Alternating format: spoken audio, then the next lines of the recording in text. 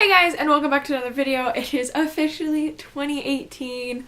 Holy crap, so excited for this year to get going. So, as everybody has already been doing because it is the beginning of the new year, I am finally getting around to doing my bandwagon video, and this video is going to be the best, the worst, and the most disappointing books that I read in 2017. I've never done videos of the worst books I've read for the past years, but I've done favorites I think from 2014 up through 2016, and I link those all down below if you want to check them out and see what I read that year and loved. Only one of the books on this list was actually published this year, I believe. I don't read a lot of new releases, so all these books are books that I had read in 2017. We're gonna start with the worst books I read this year. Two of these are actually ebooks that I read and I got for free. So the first one I'm going to talk about is One Condition by, I think it's like Nova Reigns or something like that. This is a first book in a series called The Lust List, or not, or is it Caden Stone? I don't know, it's one of those two. And we follow our main character, which I don't remember her name, who is a millionaire heiress whose father has recently died, and since he has died, he was a, coke blowing rock star. He has left her in a big deal issue with his drug dealers, and she is supposed to pay them back for all the debt that he owes. And yeah, so in this book she meets this city's #1 bachelor, Caden Stone, who's like an actor or something like that. Super hot, chiseled body. Sounds really sexy and sounds like an interesting read. Honestly, didn't really like it. Didn't like our main character. She was annoying, and then just the way things went on in the book, I was just like, what? What?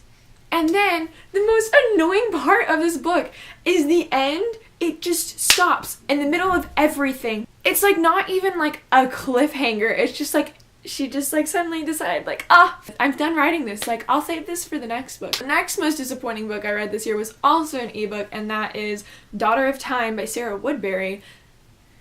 This book is a time travel romance is what it's branded as, and it is a prequel to a series this woman has written.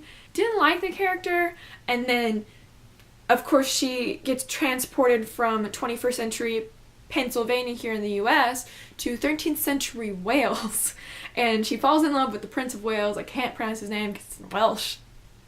I still have no idea. I call him L because it starts with an L. It's like Lee Winlun, something like that, who was actually like the real Prince of Wales at that time. He ends up rescuing her, and then she's dealing with trying to adjust to 13th century life in Wales. And yeah, so obviously they don't speak English, and if they do, they're not going to trust you because they're having issues with the English right now. And so she's like, well, I can't speak English, and so what do I say? So of course I speak French. And she's like, oh, I will speak French because I took basic French courses in high school. But I've been out of high school for a couple years, and obviously I haven't practiced my French. And modern day French and medieval French are the same exact thing, right? Like, no, that's what irritated me the freaking most about this is like, there's no way she knows medieval French. Like, no. And then on top of that, there's a shit ton of like insta-love in this. Like, so she meets him, and then all this crap goes down, and then next thing I know, it's like, she's my woman. And I'm like, okay, well, we're a decent way through the book, but then I'm like, wait a second. It's only been like 2 days since she found herself here. And then of course she freaking like gets pregnant, and then of course at the very end, before shit starts going down, she gets transported back to the 21st century. I was like, what? And they like try to like lead you into the actual series and wanting to read it by giving you like the prologue, I think, because I didn't mention this, but Meg gets transported back with her 3-year-old daughter as well, and then the beginning of like the actual first book, like their kids like get transported back to 13th century Wales. And the last worst book I read this year was I Kissed a Zombie by Adam Selzer. This book I bought like forever ago on a book buying binge, and decided to pick it up during a readathon because I was like, why not? I want a short book. It's less than 200 pages. It sounds interesting. This takes place where we follow Allie, our main character, who's a senior in high school, and she's living in the post-human world where basically werewolves and vampires and zombies are like now out in the open and living among the people and like all of this crap. And honestly, the first 2 chapters I really liked it because we get it from Allie's point of view. She's snarky, she's funny, I really liked her, and I was like, oh, this is actually going to be pretty good. Like, I went in with like no expectations for this book. And then it goes into all of those really awful tropes from all of those books that we all make fun of, and I didn't like it. And when I went and looked at the reviews for this book from other people on Goodreads, quite a few people agreed with me on my opinion on this book, and that was awful, and like, why was it published? But then there were some people I read that they said it was a spoof on those, and I can see where they thought that, but I just didn't get it. Like, it didn't come off as a spoof to me. It just made me really irritated. And the only reason I finished it was because I only had like 60 pages left, and I was like, might as well finish it and like at least add it towards my reading goal, even though it was probably one of the worst books I've ever read in my life. Now, on to the most disappointing reads of this year. These are not to say in any way that they were awful or bad, like I said with the worst books. These are just books that didn't live up to what I wanted. First, I have Almost Midnight by Rainbow Rowell. Rainbow Rowell is honestly one of my favorite authors. I don't read a lot of contemporary, but I will read every contemporary book she ever puts out because I love the characters and I love her writing style. This is a bind-up of 2 of her short stories. One's a New Year's Eve tale and one's a Star Wars-esque thing. I read it on Christmas because I thought it was a Christmas read. It wasn't, so I think the reason I was most disappointed with this is because it's not what I was originally expecting. I liked the first one. I thought it was really cute. Didn't like the second one just because I'm not a very big Star Wars fan, and I didn't see the appeal of sitting 4 days in the freezing cold to get a seat, even though she'd already bought her ticket. Next disappointing book I read was Simon vs. the Homo Sapiens Agenda by Becky Albertalli. This book has had so much hype since it came out, and I can understand why. It is a diverse read, and honestly, I liked it, but I didn't love it like everybody else did. Like, I've had this book for a couple of months, I think, at this point, and I finally just picked it up because I watched the trailer for the movie that's coming out in, I think, March, and I was just like, oh my god, I have to read this, like, it looks so good. And honestly, it was good, but I didn't love it. I didn't fawn over it like everybody else did. I did, however, really like Simon and Blue, especially at the end. They were really adorable, but again, I just was not one of those people that was so blown away by this book. Like, again, not to say that it was awful. I know a lot of people love this book, but it didn't blow me away like I was expecting. And the last disappointing book I read in 2017 was Good Omens by Neil Gaiman and Terry Pratchett. I picked this book up on a whim at Barnes & Noble's one day when I was there, just because it was cute. Little mass paperback editions. I know I hate mass paperback editions, but they're so adorable and I kind of love them. The summary on the back is kind of what sold me on this book. This book is about the rise of the Antichrist, and so we follow an angel and we follow a demon. Is he a demon? Follower of Satan? Whatever. As they try to stop the end of the world because they've both become acclimated to living as immortal within the world. And, you know, I thought that would be an interesting story. I hadn't read anything by either of these authors, but I know a lot of people like them both separately, and they've written quite a few books, I think, together.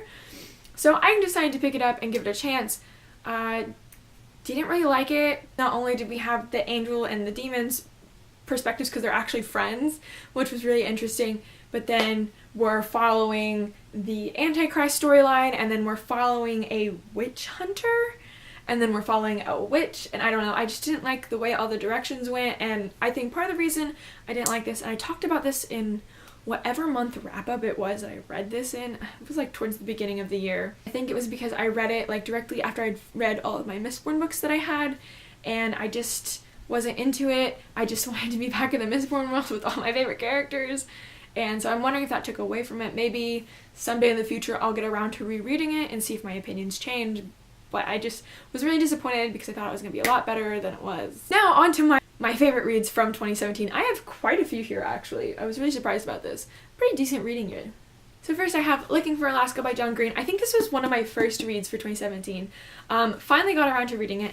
I have had this book forever. I had like a paperback edition, and then they came out with the nice 10th anniversary collector's edition that is so flipping gorgeous. Like, look at this. And I bought it. And so finally, I told myself, I was like, you know what? You've had this book forever. There's rumor that's supposed to be becoming a movie now. You're going to read it, and you're going to enjoy it. And honestly, I enjoyed every second of this book. Even though, obviously, I already knew what was going to happen. The big thing, which was interesting, because I like that it happened in the middle of the book and not at the end, where you get the before section and the after section. I really related to Pudge, which is surprising. For those of you who do not know, this story is about a boy named Pudge, who, I don't even remember what his real name is, who decides he wants to go off to a boarding school that his dad went to kind of expand and make friends, because he's never really fit in high school. And his dad always talks about how much fun they had in this time. So when he gets there, he makes friends with a girl named Alaska and her other friends, and they just kind of get into a bunch of crap. I don't know, I just really loved it, and it was like sad and it was heartbreaking, but it was an interesting story. And I really loved the quote that Pudge talks about in the very beginning. And I think the reason I loved this so much is I read this like literally right before Spain. He talks about a famous poet's last words in his, where I go to seek the great perhaps. And he explains, that is why I'm going, so I don't have to wait until I die to start seeking a great perhaps. And that quieted them. I was after a great perhaps, and they knew as well as I did that I wasn't going to find it with the likes of Will and Marie. And that quote just like hits me so hard, because I read this right before I was going to Spain, and I was like, this is why I'm going to Spain. This is why I was going to Spain. I was going to break myself out of my shell, experience new things that I probably wouldn't have experienced if I had stayed home for that semester and just gone to school like I had originally planned. I went to better myself and open up and know who I was more as a person. And I think I came out as a better person because of that trip. And so I really hold this book just like really close. The ending is probably one of my favorite things, because the ending just leaves you up to guess what actually happened, in the sense like, was it planned or was it an accident? Next I have Magnus Chase and the Gods of Asgard Book 2 Hammer of Thor by Rick Riordan. This list would not be complete if I did not have a Rick Riordan book on this list, because I love Rick Riordan. This is probably my favorite Magnus Chase book. I have not read the third one yet. I finally own it, and I'm gonna read it, but I haven't read it yet. This book was amazing. I love that we get an even more diverse cast. I love Alex Ferrero. She's probably one of my favorite characters besides Magnus in this series. The series is just such kick-ass, and the adventure we go on in this book is even more. And I'm just so sad that I only have one book left and I'm done with this series, because it was so great. It was such a fun ride, and I suggest everybody read Magnus Chase. So the next series I want to talk about is Harry Potter by J.K. Rowling. I finally read Harry Potter. It took me 21 freaking years to read Harry Potter, but I finally read it, and I loved it. And again, I'm kicking myself for why did I wait so long to read Harry Potter? I saw the books all the time in the library as a kid, but the end books were so long and they scared me. I was like, I can't read that. But it was a very fun ride. It was very enjoyable. I see why a lot of people love it, and I love it. And I watched the movies along with it as I was finishing the books, and it was just such a fun ride. And it's just, it was great. And I loved it so much. If I had to choose, my favorite books probably from this series would be either Prisoner of Azkaban or Order of the Phoenix. Next I have Second Star by Alyssa B. Schimmel. I did actually just read this in December, and although this probably has one of the lowest ratings in this stack of books I'm talking about, I've really enjoyed it. This is a Peter Pan retelling. We follow Wendy as she searches for her brothers John and Michael, who went missing about 6 months ago in a surfing accident, and she believes they're still alive. Everybody else thinks they're dead, and so she's just trying to prove that they are still alive. And it's just her dealing with that and like mentally going through the grief. And of course we meet other characters from Peter Pan, including Peter himself, Tinkerbell, Lost Boys, and I guess this character was supposed to be Hook. I liked it. It took a darker twist on the tale, and it's set in a surfing town in California, which is great. I loved it. I loved the whole beach aspect and everything, and although the writing wasn't that great in the beginning, I really loved the ending and the way she played everything off. Oh, it was just so great and really had me completely confused as to whether the events actually did happen or it was just all an illusion in her head, like her therapist said. I really loved it. However, I do want to put a trigger warning for drug abuse, because there is drug abuse in this book.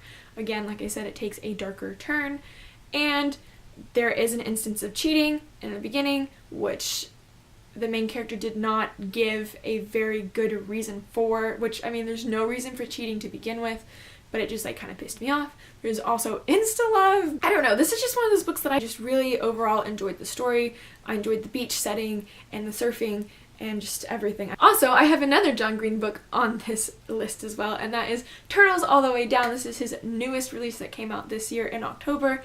I snatched it up real fast, and I have a signed copy, which is probably one of my most prized possessions, even though it's at my friend's house right now, and I swear to God, if she read it, I will kill her. This book, for those of you who don't know, which I feel like everybody knows because it's John Green's latest novel and everybody has read it, this is about Asa Holmes, who suffers from OCD, I believe, and severe anxiety. The book is mislabeled because it says it's a mystery, and it's about her like uncovering this mystery of a missing billionaire from a friend from one of this camp she went to, which it's not. It's not technically a mystery. It's like a subplot that never really goes anywhere. This book is more about Asa dealing with her mental health and all of that stuff, and I really enjoyed this.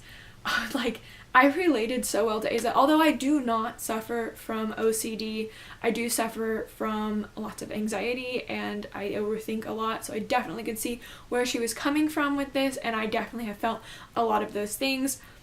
It was just interesting to be able to put myself in her shoes and kind of understand some of the stuff she was going through. It was interesting, especially with her relationship with the one boy that kind of develops throughout the book. I have definitely been in those shoes. That is me all the time. It has a very good representation of mental health because John Green himself suffers from OCD, so this is a very personal book for him, and I get that. I related so well to this, and I just am so glad this book exists. Like, I've never felt a book that like I connect so well to a character like on a mental level like this. Next, I have the Mistborn series by Brandon Sanderson. This includes the original Mistborn trilogy and then the Alloy of Law spin-off trilogy that he wrote as well.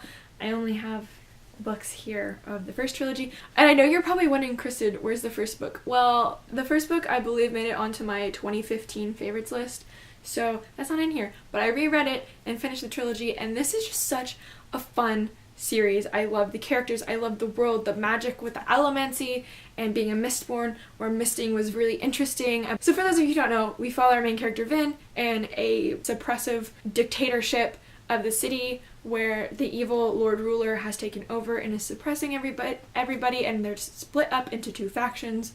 Basically, you have the nobility that is supposedly human and rich and really don't have to do anything, and then you have the Ska, which are the slaves and the poor people of this community, and they are forced to work in plantations and in factories, and they live in poverty, and it's very sad to watch. And so we follow Vin as she makes it into a very specially renowned thieving crew and uses her abilities as a Mistborn to help them pull off these crazy heists and eventually try to bring down the Lord Ruler. And just this series has so many twists and turns that I never saw coming. It's just so great, and I loved it so much. I even loved the spin-off series, which takes place, I believe, 300 years after the events of The Hero of Ages, and I love the characters in that, and we're getting a new Mistborn book in 2019, which is so far away, but I'm so excited because I love this world, and I love these characters, and I love to see where it's going off because I believe this is a new series within the Mistborn world. I'm so excited. If you haven't read these, definitely check them out. The characters are kick-ass. There's a bunch of action. It's amazing. It's just amazing. That's all I'm gonna say. Next, I have A Strange Case of Dr. Jekyll and Mr. Hyde by Lewis Robert Stevenson. I read this book earlier this year as well. I read it for a paper for a literature class I was taking while I was in Spain. Everybody knows the tale of Dr. Jekyll and Mr. Hyde, But it was really interesting to actually read the book, and it's very short. It was only like 70 pages.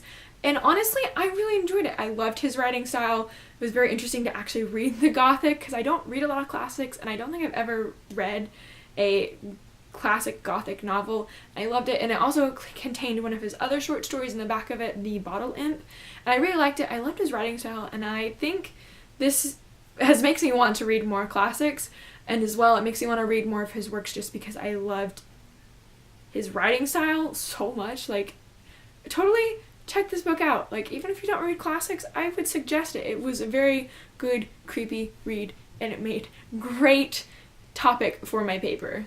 Alright, and the next book I want to talk about is Tattoo Thief. I don't even remember who this is by. This is a random free ebook I got as well that I read, and I just really enjoyed this book.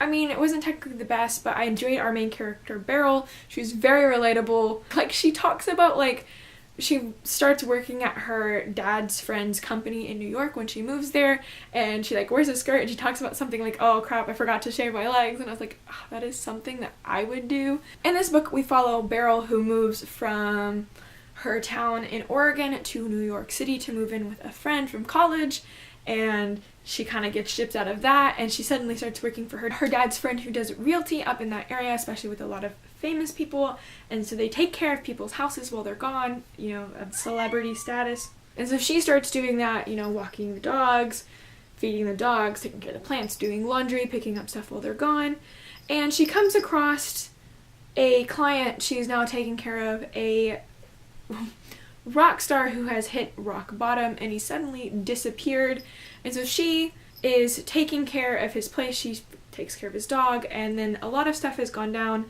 so she finally gets a hold of him and finds out that he's kind of been off the map, and he's been going through some crap in his life and dealing with some of the mistakes that he's made and trying to clean it up.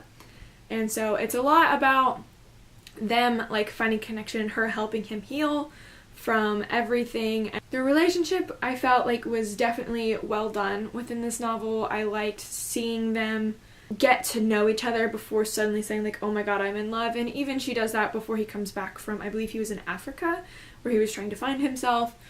You know, she's like really worried about meeting him, like I'm not going to be what he expects. Although the only thing that really bugged me is like when he first comes back, it's like all of a sudden like, oh my god, yes, like I know you. Like even so, I would still be very cautious, even if I had been talking to this guy for a couple of months online.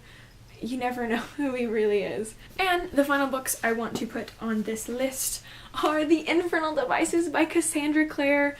Holy cap, why did I wait so long to read this series? I am so mad at myself because I loved it. I loved the characters. I loved this world of 1800s London and the shadow hunters, and seeing characters I already knew and loved interacting with a new generation of shadow hunters, and it just made me have such more appreciation for this series. And now that I'm going back and rereading The Mortal Instruments right now, currently I just am picking up on so much stuff that you wouldn't have picked up since you hadn't read Infernal Devices, and it's great, and I'm excited to see everything that happens. Oh, I'm just so excited. I have book talks over all of these actually, so I will link them down below for you. I also have book talks over all of the Mistborn books except for Bands of Mourning, and those will be linked down below. I also have a book talk over Magnus Chase and the Gods of Asgard, The Hammer of Thor, which I will also link down below. And I think I have one Harry Potter book talk for Order of the Phoenix that I will also leave linked down below if you want to check those out. So overall, I had a really great reading year. Like, definitely were quite a few more books on this favorites than I thought there were going to be, but definitely really enjoyed reading all of these. Let me know down below in the comments what books you found were your favorite this year that you read, what were the most disappointing reads you've had this year, and what were the worst books you read this year. As always, don't forget to like and subscribe if you want to see more videos from me. Until then, I will see you guys in my next video. Goodbye!